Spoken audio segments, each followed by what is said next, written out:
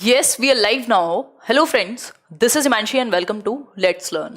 तो डिस्कस करेंगे कुछ क्वेश्चंस को जो pedagogy, educational psychology, child development, ये जो आपका पूरा टीचिंग मेथडोलॉजी भी हम जिसको बोल देते हैं कई बार, तो कुल मिलाकर के कुछ क्वेश्चंस हम करेंगे जो हेल्पफुल होंगे आपके डीट प्लस बी, केवीएस, रीट, यूपीटेट या जिस भी टीचिंग एग्जाम की आप तैयारी कर रहे हैं उसके लिए। तो स्टार्ट करेंगे। सभी को गुड इवनिंग, नमस्कार, राम राम, सत श्री अकाल, अस्सलाम वालेकुम, what ever you feel connected with. काफ़ी समय के बाद हम मिल रहे हैं, एक अरसे के बाद आज हम मिल रहे हैं और सब कुछ ठीक है। आप लोग चिंतित होंगे, जैसा कि मैं कमेंट्स से देख पा रही हूँ लास्ट वीक जो वीडियो मैंने शेयर किया था उसके बाद। स्टार्ट करेंगे आज से, एक थोड़ा सा वार्म अप करते हैं, छोटा सा सेशन रखते हैं। मैं आ तो गई थी but I was not feeling the energy to come, तो आज से शुरुआत करते हैं, है ना। ऐसे शुरुआत तो हमेशा हमारे हाथ में होती है। चलिए स्टार्ट करते हैं, आ जाओ एक बार, फटाफट से आ जाओ। और कल से जो लोग तैयारी करते हैं या रात को पढ़ते हैं उन लोग को भी इन्फॉर्म कर दीजिएगा कि आज से सेशन शुरू हो गया है और इसको 9:15 कल से हम कंटिन्यू कर देंगे। ठीक है जी, वन लाइनर सेशन मिल जाएगा आपको, है ना। स्टार्ट करते हैं। अभी के लिए क्वेश्चंस डिस्कस करेंगे। आज थोड़ा सा वार्म अप है। आज का जो फोर्थ क्वेश्चन होगा, बहुत ही मुझे इतना पसंद आया वो क्वेश्चन, जो मैं कई बार बोलती भी हूँ अपने सेशंस में, बैचेस में भी। शायद आपने भी कभी यूट्यूब पर सुना हो, अगर पुरानी कोई इंटेलिजेंस की वीडियो देखी होगी तो। और वो मजे की बात यह है, वो क्वेश्चन बन के आ गया डीट प्लस बी में। तो देखते हैं, फोर्थ क्वेश्चन सॉल्व करते हैं। और एक क्वेश्चन जो मैंने कम्युनिटी टैब पर शेयर किया था, जिसमें से गलतियां फिर भी हुई हैं इतने आसान क्वेश्चन में, उसको भी डिस्कस करेंगे। ठीक है जी, चलिए। बहुत बढ़िया। दीपक शर्मा, मोरेना एमपी, जहाँ से भी आप जुड़े हुए हैं देश भर से, आपका स्वागत है। ये है सेशन 15th, और इससे पहले के सेशन ना देखे हों तो देख लीजिएगा, यहीं यूट्यूब पर ही हैं। ठीक, स्टार्ट करेंगे।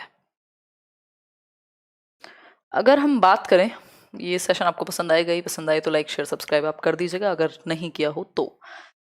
ये अदर सोशल मीडिया हैंडल्स हैं जहाँ पे आजकल तो मैं ज़्यादा एक्टिव नहीं हूँ, बट टेलीग्राम पे तो आप जुड़ ही जाइएगा। पीडीएफ जो है इस सेशन की, या जो भी इंपॉर्टेंट पीडीएफ शेयर करनी होंगी एक साथ, वो वहीं आपको मिल जाएंगी। ठीक है जी, स्टार्ट करते हैं फिर। पहले क्वेश्चन पे चलें या पहले फोर्थ क्वेश्चन देखोगे? अच्छा, एक काम करो, फोर्थ क्वेश्चन देख लो और इतने सोच लेना मन में कि इसका आंसर क्या होगा। और मुझे बड़ा अच्छा और बहुत ही हल्का क्वेश्चन, लेकिन अंडरस्टैंडिंग बेस्ड क्वेश्चन, जिसपे हमारा ध्यान नहीं जाता कई बार, है ना। क्वेश्चन देख लो एक बार। क्वेश्चन है, a child who excels in maths may not do well in civics. यानी एक बच्चा जो गणित में बहुत अच्छा है, जरूरी नहीं है कि वो नागरिक शास्त्र में भी अच्छा होगा। Does this observation contradict? What does this observation contradict? ये जो ऑब्जर्वेशन है, ये किस एक चीज के कॉन्ट्राडिक्टरी है, विरोधी है? क्वेश्चन घुमा के पूछ लिया बस। चार ऑप्शन हैं, two factor theory, single factor theory, three factor theory या मल्टी डायमेंशनल थियरी। अब सोच के रखिएगा आंसर। बहुत सारे आंसर्स इसमें गलत होने वाले हैं, फॉर श्योर गलत होने वाले हैं। जिनकी अंडरस्टैंडिंग में हल्की सी भी कमी है ना, वो गलत हो जाएंगे यहाँ पे आंसर, क्योंकि आप सिर्फ कुछ भी करके आंसर तक नहीं पहुंच सकते, अंडरस्टैंडिंग जरूरी है। खैर, इस पे बाद में आएंगे, पहले तीन क्वेश्चन कर लेते हैं। ये मैं जब इसको देख रही थी, टाइप करने में थोड़ा बहुत जो भी चेंजेस कर रही थी, वो तब मुझे ये दिखा क्वेश्चन, मुझे इंटरेस्टिंग लगा। मतलब वैसे हल्का क्वेश्चन है, बट ये चीज मैं इतनी बार डिस्कस करती हूँ, इसको ऐसे बना के दे दिया गया क्वेश्चन। आया हुआ क्वेश्चन है डीट प्लस बी का। क्वेश्चन नंबर 1 देखिए। रिया अ क्लास 3 स्टूडेंट, यानी रिया एक बच्ची है जो स्टूडेंट है किसकी? क्लास 3 की, यानी तीसरी कक्षा में पढ़ने वाली बच्ची है। Was playing with vocabulary flash cards. Vocab flash cards होते हैं ना, मान लो वेजिटेबल्स बनी हुई है, फ्लैश कार्ड होते हैं छोटे छोटे कार्ड, मान लो ऐसा कोई कार्ड है, उस पर वेजिटेबल्स बनी हुई है और पीछे लिखा हुआ है वेजिटेबल्स, या सारे वेजिटेबल्स का नाम लिखा हुआ है दूसरी साइड। फ्लैश कार्ड अगर आपने कभी टीचिंग ट्रेनिंग में भी यूज किए हों पढ़ाने के लिए, तो बहुत यूज होते हैं फ्लैश कार्ड्स। ठीक है जी। तो फ्लैश कार्ड वोकैब वाले के, मान लो कोई वर्ड लिखा हुआ है, उसकी पिक्चर बनी हुई है पीछे। ठीक। हियर्ड एंड रेड स्टोरीज, सुनती भी है स्टोरीज को, सुना भी है उसने और पढ़ा भी है। फिर है what kind of intelligence is it showing. ये जो बच्ची है वो किस प्रकार की बुद्धि का प्रदर्शन कर रही है, या किस प्रकार की बुद्धि में बेहतर होगी। जो लैंग्वेज से रिलेटेड क्या कर रही है? फ्लैश कार्ड्स, वोकैबलरी बेहतर हो रही है, यानी भाषा बेहतर होगी, वोकैबलरी बेहतर हो रही है। तो स्टोरीज को सुनती है, पढ़ती है, बिल्कुल सही बात है। कहानी किसके चारों तरफ घूम रही है? गार्डनर को याद कीजिए। कहानी घूम रही है आपकी भाषिक बुद्धि के अराउंड, यानी लिंग्विस्टिक इंटेलिजेंस के अराउंड। बात सही है या गलत, ये बताओ। इतनी बात समझने में दिक्कत हो रही है? जनरल इंटेलिजेंस होता है सब जगह पे एक ही प्रकार की बुद्धि काम आना। इंटरपर्सनल होता है लोगों के साथ बेहतर होना।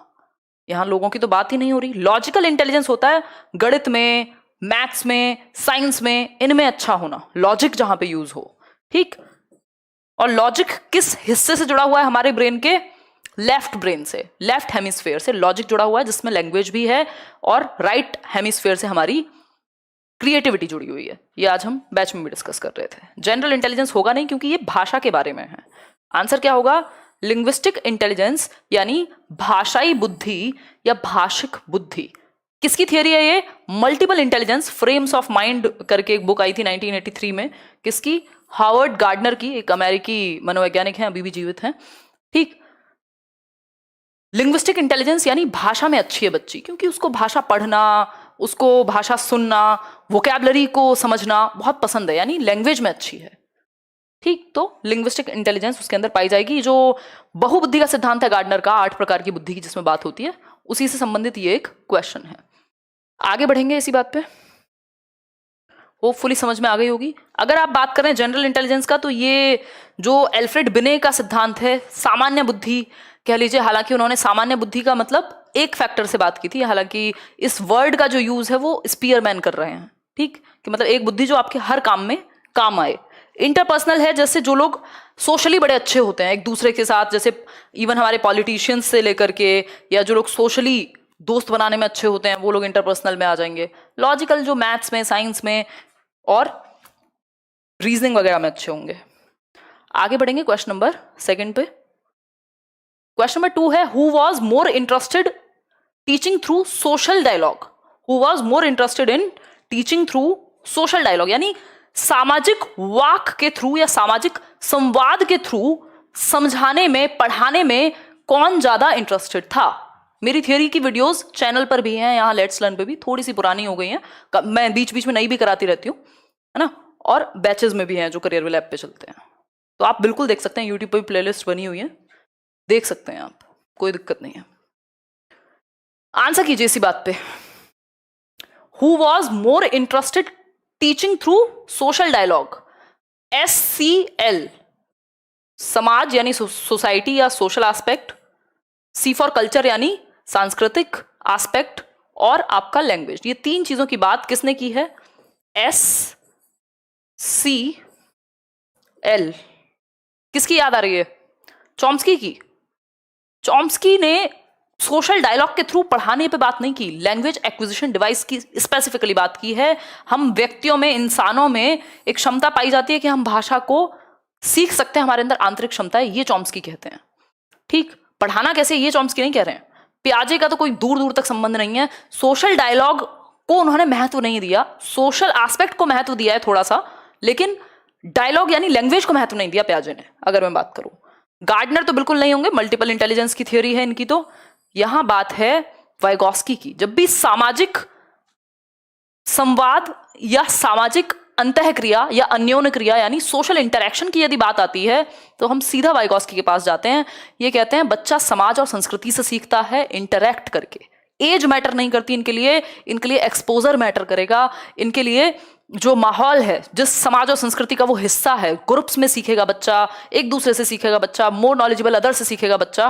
ठीक, इनकी थियोरी का नाम भी सोशियो कल्चरल अप्रोच है, सामाजिक सांस्कृतिक संज्ञानात्मक विकास का सिद्धांत। ये भी दिमाग के ही विकास की बात करते हैं। आगे बढ़ेंगे, इनकी थियोरी आपको चैनल पे आराम से मिल जाएगी, यहीं लेट्स लर्न पे सर्च करके पढ़ सकते हैं अगर आप नए जुड़े हैं लेट्स लर्न पे।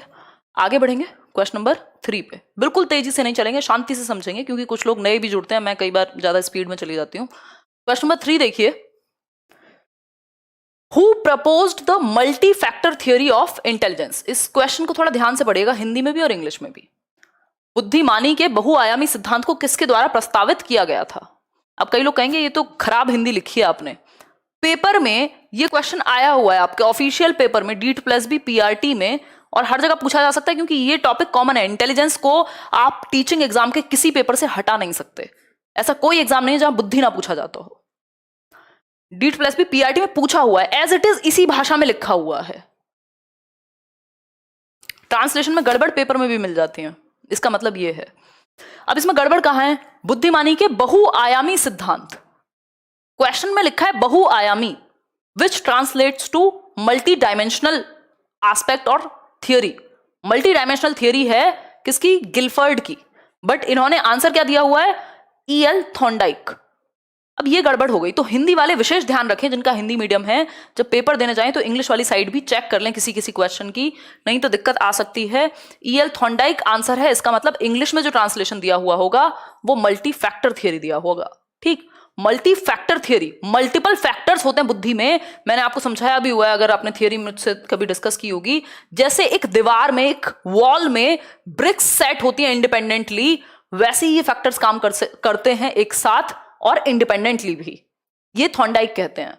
इन्होंने 3 प्रकार भी बताए बुद्धि के, SCA से याद रख सकते हो, सोशल, कॉन्क्रीट और एनालिटिकल, एब्स्ट्रैक्ट इंटेलिजेंस। एनालिटिकल नहीं, सोशल, कॉन्क्रीट और एब्स्ट्रैक्ट इंटेलिजेंस। ठीक, फिर लेवल, एरिया, रेंज, ये सब भी बताया हुआ है इन्होंने।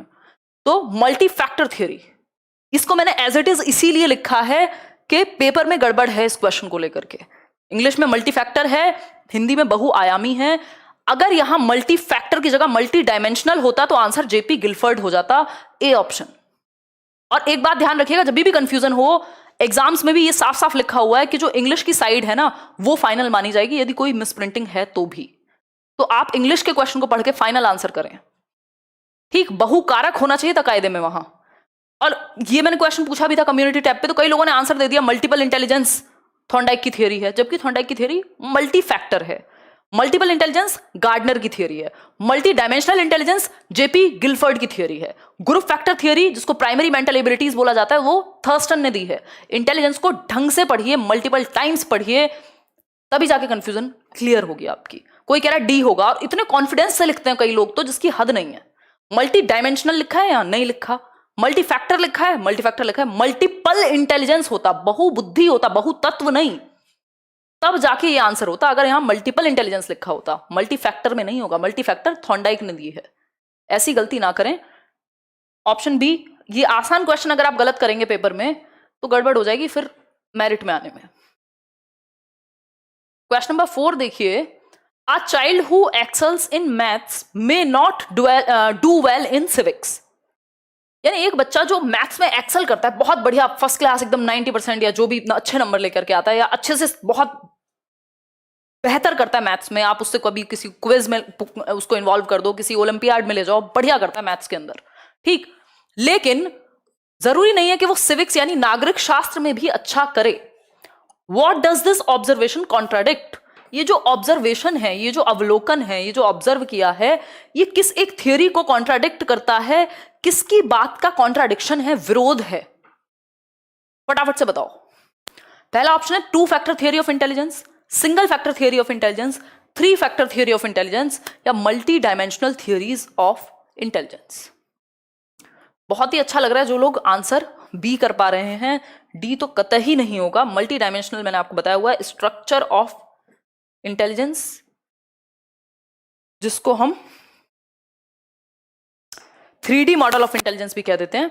और कई केस में क्या होता है, मल्टी डायमेंशनल को ये गार्डनर से भी जोड़ देते हैं अगर ऑप्शन में गिलफर्ड ना हो तो। ठीक, डी का तो कोई मतलब ही नहीं है। यहां बात हो रही है, आपने क्वेश्चन ठीक से पढ़ा नहीं है। एक बच्चा जो मैथ्स में अच्छा करता है, जरूरी नहीं है कि वो सिविक्स में भी अच्छा करे। ये किस चीज का विरोध है, किस थियरी का क्रिटिसिज्म है? ये क्रिटिसिज्म है 1 फैक्टर थियरी या यूनी फैक्टर थियरी या मोनो फैक्टर थियरी, जिसको हम कहते हैं। याद आ रहे होंगे एक व्यक्ति, अगर अभी रिसेंटली बैचेस में पढ़ा है या यूट्यूब पे भी मेरे वीडियोस आपने देखे हैं इंटेलिजेंस के, एल्फ्रेड बिने नाम के एक व्यक्ति थे जो कहते हैं, एल्फ्रेड बिने वही जिन्होंने पहला इंटेलिजेंस यानी बुद्धि का परीक्षण लिया था 1904-5 में। इनके साथ एक व्यक्ति थे साइमन करके, थियोडोर साइमन। इनकी थियरी का नाम यूनी फैक्टर थियरी भी है, मोनो फैक्टर थियरी भी बोल देते हैं इसको, सिंगल फैक्टर थियरी भी बोल देते हैं इसको, 1 फैक्टर थियरी भी आप बोल सकते हो। इसका मतलब है इन्होंने कहा बुद्धि सिर्फ एक तत्व है, अगर आप एक चीज में अच्छे हैं तो हर चीज में अच्छे होंगे, और हर चीज में अच्छे हैं तो मतलब हर चीज में ही अच्छे होंगे। जिसको बहुत ही गंदे तरीके से क्रिटिसाइज किया गया बाद में कि ऐसा पॉसिबल नहीं है कि एक व्यक्ति अगर मैथ्स में अच्छा है तो दुनिया की सारी चीजों में अच्छा होगा। तो बुद्धि एक सिंगल तत्व है, एक सिंगल एंटिटी है। इस बात को सिरे से नकार दिया बाकी सबने मिलकर के, सिंगल फैक्टर थियरी को धुल दिया गया एक तरह से, ये कह सकते हैं, है ना। ये कॉन्ट्राडिक्शन है अब यही तो बात है ना, एक बच्चा जो मैथ्स में अच्छा है वो सिविक्स में अच्छा नहीं है, इसका मतलब ये थ्योरी तो गलत है, कॉन्ट्राडिक्शन है इस बात का कि सिंगल फैक्टर है इंटेलिजेंस, तो सिर्फ इन्होंने कहा लॉजिकल एबिलिटी है तो सिर्फ वही है, तो फिर बाकी ऐसा कैसे हो सकता है ना? समझ पा रहे हो ना? पढ़ के क्वेश्चन को समझने की कोशिश करो और साथ में लाइक भी करो ताकि पॉजिटिविटी फैले, ठीक है? खैर ये सब तो चलता रहेगा, आगे बढ़ते हैं। ये क्वेश्चन समझ में आ गया या अभी भी दुख दर्द परेशानी कोई बाकी है तो बताओ, कोई और दिक्कत हो तो बताओ। यार डीट प्लस बी का कोई कुछ नहीं कह सकता, ये एग्जाम लेने को कभी भी ले लें, बहुत ही अनसर्टेन सा बोर्ड है। बताइए, क्लियर है? सही है, दिमाग से क्लियर है, दिमाग में क्लियर है। क्वेश्चन नंबर 5 देखिए, Rupa a class 6 student likes to read story books, यानी रूपा एक कक्षा 6 की छात्रा है जिसको स्टोरी बुक्स पढ़ना बहुत पसंद है, यानी कहानियों की जो किताबें होती हैं बच्चों की, चंपक टंपक जो भी होती हैं वो पसंद है। She has read the most books in his नहीं होगा, in her class and she loves her teachers. भाई उसने सबसे ज्यादा स्टोरी बुक्स पढ़ी हैं अपनी पूरी क्लास में, जितने भी बच्चे हैं उसको बहुत पसंद है स्टोरीज पढ़ना। व्हाट इज दिस स्टूडेंट या how is this student motivated, किस प्रकार से अभिप्रेरित है ये बच्चा? अपने बच्चों को खुश देखना, अपने बच्चों को क्या, अपने माँ बाप को खुश देखने के लिए पढ़ती है वो। इंट्रिंसिकली मोटिवेटेड है यानी आंतरिक रूप से अभिप्रेरित है, अंदर से अभिप्रेरणा यानी मोटिवेशन है। एक्सटर्नली मोटिवेटेड है, या फिर मैं कहूं desire to get good marks. Marks की बात हुई है यहां कहीं? नहीं हुई। ये तो नहीं लिखा कि मार्क्स के लिए पढ़ रही है स्टोरी बुक्स, है ना, एग्जाम आने वाले हैं इसलिए, नहीं लिखा ना। जब तक मार्क्स की बात नहीं है, जब तक रिवॉर्ड की बात नहीं है, तब तक एक्सटर्नल कैसे लिखेंगे हम? ठीक है, तो हम कह सकते हैं रूपा अ क्लास 6 स्टूडेंट जिसको स्टोरी बुक्स पढ़ना बहुत पसंद है, अपनी क्लास में सबसे ज्यादा किताबें पढ़ी हैं उसने, और उसको अपने टीचर्स भी पसंद हैं। इसका मतलब क्या हुआ? इंट्रिंसिकली मोटिवेटेड है बच्चा, यानी आंतरिक रूप से अभिप्रेरित है। इंटरनल मोटिवेशन है, जो लोकस ऑफ कंट्रोल जिसको बोलते हैं, यानी सेंटर ऑफ मोटिवेशन जो है इस बच्चे का, जो केंद्र है अभिप्रेरित होने का, वो अंदर है। हम किसी ना किसी नीड, किसी ना किसी रीजन की वजह से मोटिवेटेड होते हैं ना। आप अगर इतनी रात को यहाँ लोग बैठे हैं 2700 लोग, कुछ तो मोटिवेशन, कुछ तो एक नीड होगी ना। अब किसी की वो आंतरिक अभिप्रेरणा हो सकती है कि उसको शौक है सेशन देखने का, चाहे कई लोग तो ऐसे होंगे, पेरेंट्स होंगे कई लोगों के, आप में से कई लर्नर्स के, जिनको पेपर नहीं देना लेकिन वो फिर भी सेशंस देखते हैं अपने बच्चों के साथ, तो उनकी इंटरनल मोटिवेशन है, उनको अच्छा लगता है मेरा सेशन या कुछ नया सीखना। कुछ हैं जिनको सिर्फ एग्जाम की वजह से पढ़ना है, वो इंटरनल की जगह एक्सटर्नल हो गए।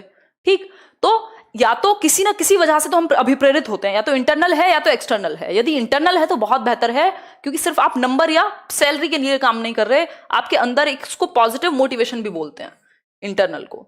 जब रीजन बाहर ना हो, जब लोकस ऑफ कंट्रोल व्यक्ति के अंदर हो, लोकस ऑफ मोटिवेशन जो है वो हमारे अंदर है यदि, तो ये हो जाएगी इंटरनल मोटिवेशन, यानी आंतरिक अभिप्रेरणा। व्यक्ति स्व अभिप्रेरित है, उसका रीजन खुद के अंदर है। इस केस में इसको मीन्स एंड एंड बोल देते हैं, मतलब ये अपने आप में एंड है, रिवॉर्ड मिले ना मिले फर्क नहीं पड़ता।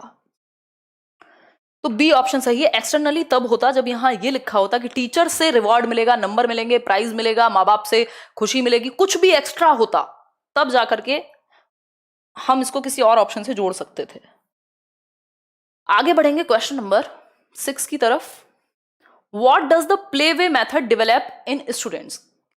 जो अब अगेन ये आपके एग्जाम की ही भाषा है ना। प्ले वे होता है खेल खेल में सीखना, खेल विधि कह देते हैं इसको। किसने दिया था? जिन व्यक्ति ने किंडरगार्टन मेथड दिया था। किंडरगार्टन मतलब, किंडर मतलब बच्चे और गार्डन मतलब गार्डन, बच्चों का गार्डन। प्ले वे मेथड भी उन्होंने ही दिया। याद करो कौन व्यक्ति हैं। जर्मनी में इसकी शुरुआत हुई थी फ्रेडरिक फ्रॉबेल के द्वारा। ठीक, अगर हम बात करें फ्रेडरिक फ्रॉबेल की, तो उन्होंने कहा बच्चों को खेल खेल में सिखाओ।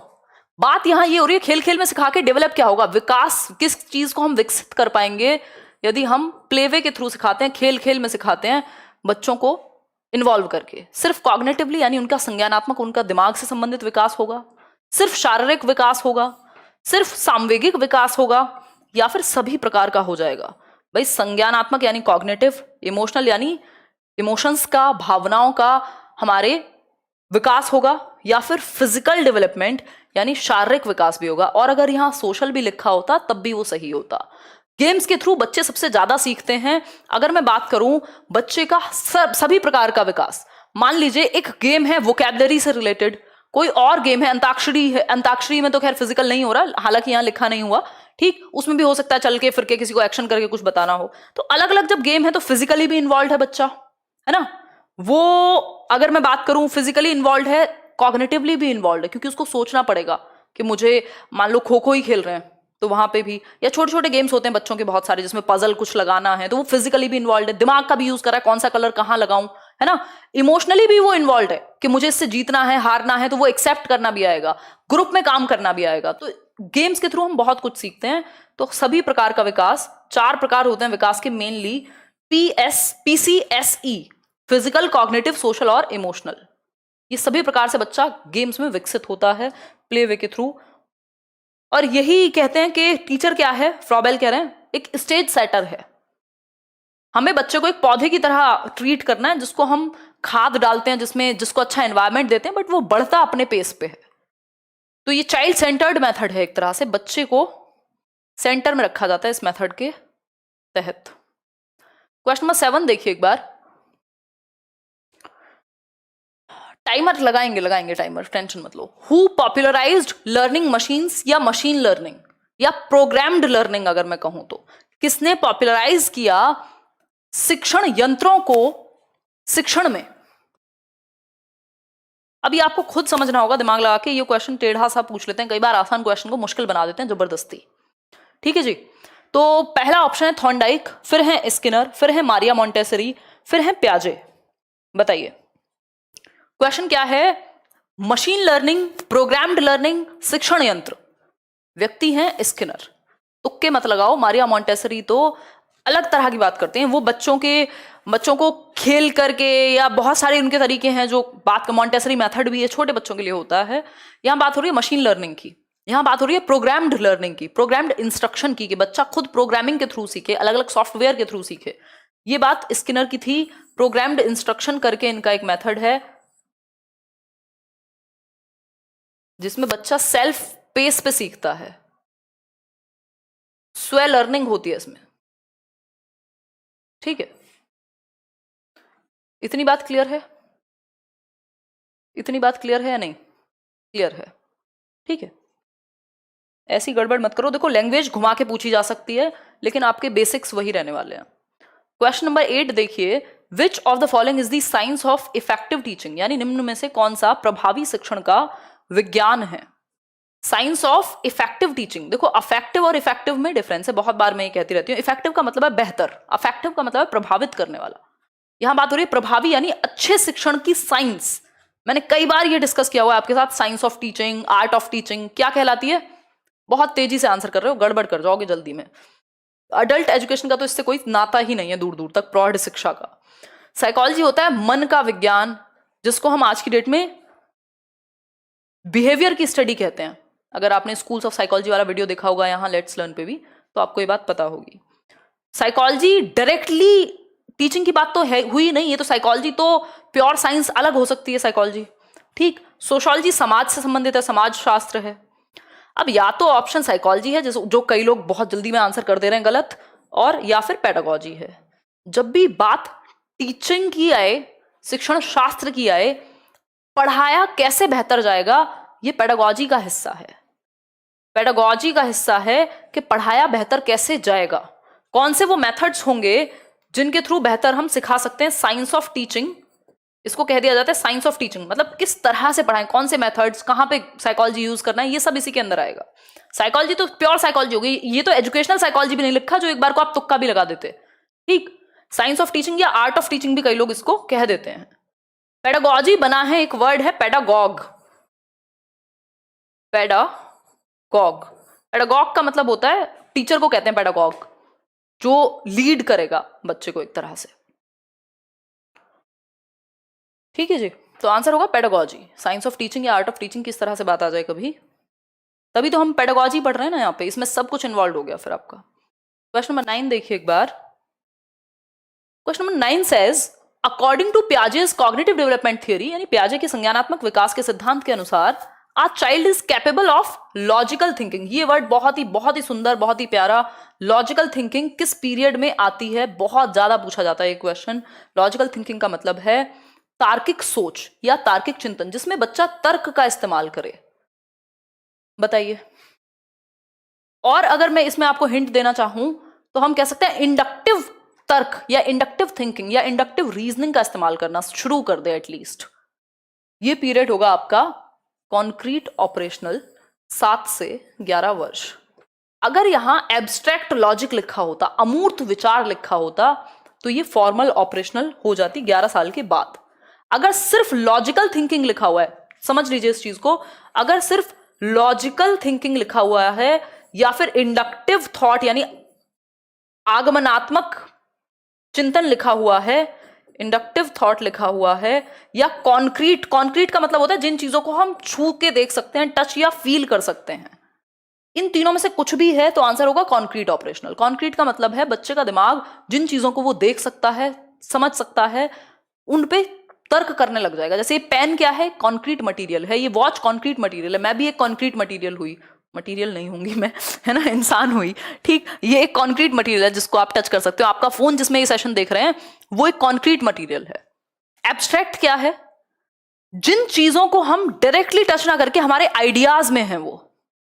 जैसे मैं बात करूं ऑनेस्टी की, मैं बात करूं मॉरेलिटी की, मॉरेलिटी को टच कर सकते हो क्या? नहीं, तो वो एब्स्ट्रैक्ट थॉट हो गया। कोई एक साइंटिफिक बात है, वो एब्स्ट्रैक्ट थॉट हो गया। अमूर्त चिंतन जिसमें डिडक्टिव थिंकिंग भी लगेगी। अगर डिडक्टिव लॉजिक की बात करें तो फॉर्मल, या एब्स्ट्रैक्ट की बात करें तो formal.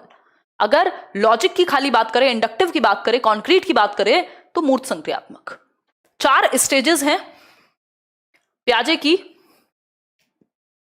SPCF, some people can't focus, sensory motor, pre operational, concrete operational और फॉर्मल ऑपरेशनल। प्याजे की थ्योरी बहुत अच्छे से डिस्कस की हुई है, एक बार सेशन देखिएगा। 1 मिलियन से ज्यादा लोग, आई थिंक 1.5 मिलियन से ज्यादा लोग देख चुके हैं। प्याजे, वाइगोस्की और कोहलबर्ग तीनों की थ्योरी यूट्यूब पे बहुत अच्छे से डिस्कस की हुई है। सर्च करके नोट्स बनाइए, पढ़िए अगर नहीं देखा तो। आगे बढ़े। 10th क्वेश्चन देखिए, what is meant by personality, यानी व्यक्तित्व का मतलब क्या है। अभी पर्सनैलिटी टॉपिक भी शुरू होने वाले बैचेस में, शायद मैंने यूट्यूब पे भी कराया हुआ है पहले। पर्सनैलिटी का मतलब क्या है? पर्सनैलिटी बोले तो व्यक्तित्व, और पर्सनैलिटी बना है एक ग्रीक वर्ड से जिसको कहते हैं परसोना। परसोना मतलब एक तरह का मुखौटा जो हम धारण करते हैं, ठीक। बताइए। बहुत बढ़िया। सीटेट बैच करियर रूल पे आएगा, अभी सीटेट तो आने दो पहले, जल्दी ही आएगा। What is meant by personality, व्यक्तित्व का मतलब क्या है? All aspects about a person, physical, mental and social aspects, physical, emotional and social aspects, physical and mental aspects. क्या कहना पसंद करेंगे बताइए। भाई पर्सनैलिटी का मतलब ये नहीं है कि उसकी हाइट बहुत अच्छी है, जैसे कि जनरल फॉर्म में हम भारतवर्ष में कहते रहते हैं, अरे यार उसकी पर्सनैलिटी देख। पर्सनैलिटी देख का मतलब ये नहीं कि हाइट अच्छी है, दिखने में सुंदर है ना, जबान खोलते ही कुछ और पता लगता है आपको, वो पर्सनैलिटी नहीं है। पर्सनैलिटी आपके सभी पक्षों से जुड़ी हुई एक चीज है, चाहे वो आपका बोलने का तरीका है, चाहे वो आपका खड़े होने का तरीका है, चलने का तरीका है, सोचने का तरीका है, whatever you are showing. मतलब हम कह सकते हैं it's about all aspects of a person, all aspects about a person personality कहलाएंगे इस कॉन्टेक्स्ट में एटलीस्ट। क्योंकि सिर्फ फिजिकल, सिर्फ मेंटल, सिर्फ सोशल, ऐसे तो फिर इमोशनल भी हैं, ऐसे तो 70 आ जाएंगे। तो इट्स बेटर कि बेटर ऑप्शन क्या है, क्योंकि डेवलपमेंट तो पूछा नहीं है कि अलग अलग लिखोगे।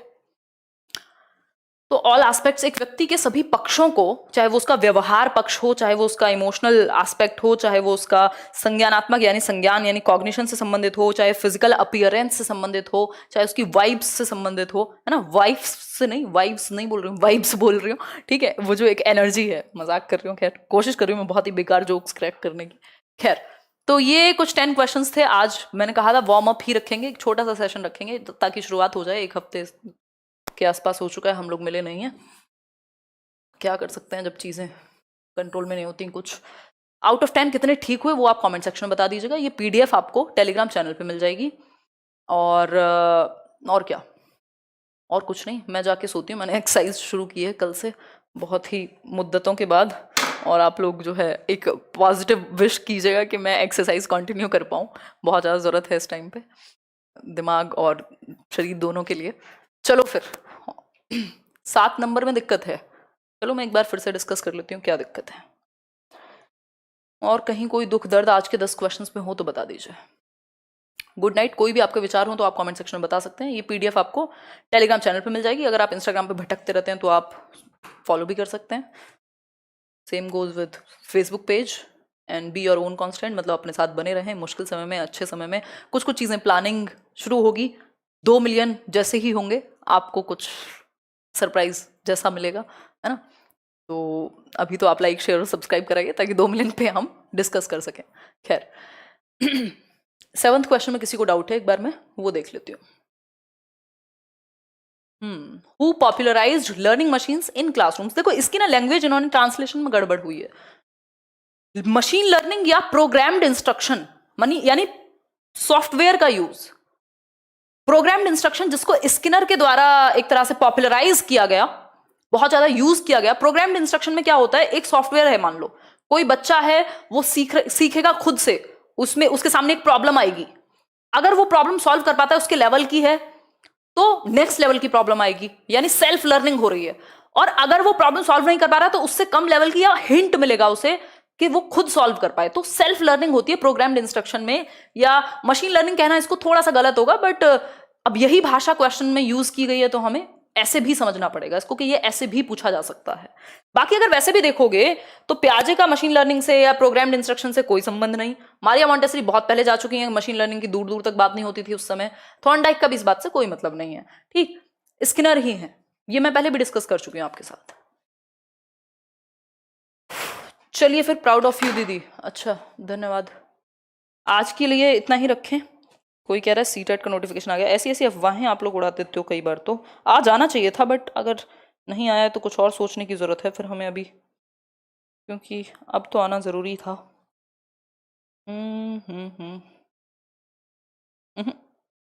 पागल बनाते रहते हो यार। 20 तक आएगा, अच्छा फिर ठीक है। हाँ क्योंकि मैं आज ही सोच रही थी कि अगर अभी नहीं आता है 15 तक तो दिक्कत हो जाएगी, फिर हमें कुछ सोचने की ज़रूरत पड़ेगी। सीटेट की वेबसाइट एक बार चेक कर लेती हूँ। आप लोग सो सकते हैं, जो लोग जिनको लेट हो गया, ऑलरेडी हमने लेट शुरू किया। कल मैं 9:15 कोशिश करूंगी सेशन आपका शुरू हो पाए, नहीं तो हद से हद 9:30 होगा। बट डेली अब हम लोग मिल रहे हैं। सैटरडे को शायद ऑफ रहेगा क्योंकि वो तब का तब देखेंगे। चलो ठीक है, चलो चलो फिर टेक केयर, गुड नाइट, कल मिलेंगे, है ना। ध्यान रखिए अपना। व्हाट डिड यू टीच, मैं क्या पढ़ाती हूँ? पेडागोजी, एजुकेशनल साइकोलॉजी, यही सब। चलो बाय बाय, टाटा।